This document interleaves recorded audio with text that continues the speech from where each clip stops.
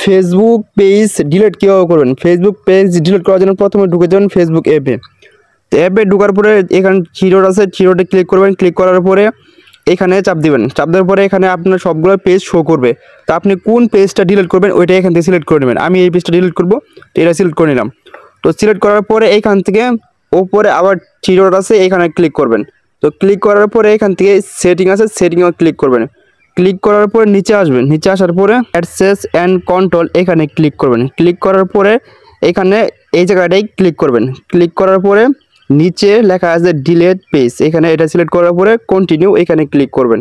Click করার পরে এখানে যা কিছু আছে সব কিছু পড়ে নেবেন। তো পড়ে নেওয়ার পরে এখানে কন্টিনিউ ক্লিক করবেন। ক্লিক করার পরে এখানে নিচে আসবেন। আসার পরে এখানে লেখা আছে কন্টিনিউ, এখানে আবার ক্লিক করবেন।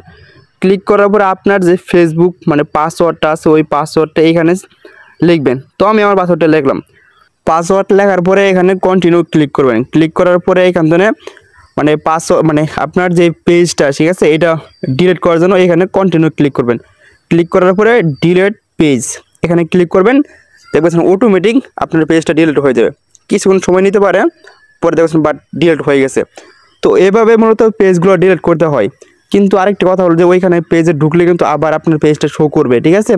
তো আপনি সাধারণত 7 থেকে কিংবা 10 দিন এরকম মানে ওই পেজে ঢুকবেন না, ঠিক আছে। কারণ ওইটা এরকম একটা জিনিস যেখানে সাথে সাথে পেজটা ডিলিট হয় না, ঠিক আছে। তো মোটামুটি 7 দিন পেজে ঢুকবেন না, দেখবেন অটোমেটিক পুরো ডিলিট হয়ে গেছে। আশা করি বুঝতে পারছি। যদি 7 দিনের ভিতরে ঢুকে যান তাহলে কিন্তু ভাই পেজটা যতবার ডিলিট করেন না কেন ডিলিট হবে না, ঠিক আছে। তো ভিডিওটা ভালো লাগে অবশ্যই লাইক করবেন আর সাবস্ক্রাইব করে দিও। নেক্সট টাইম কি ভিডিও নেওয়ার সময় অবশ্যই কমেন্টে জানাই দিও। ধন্যবাদ।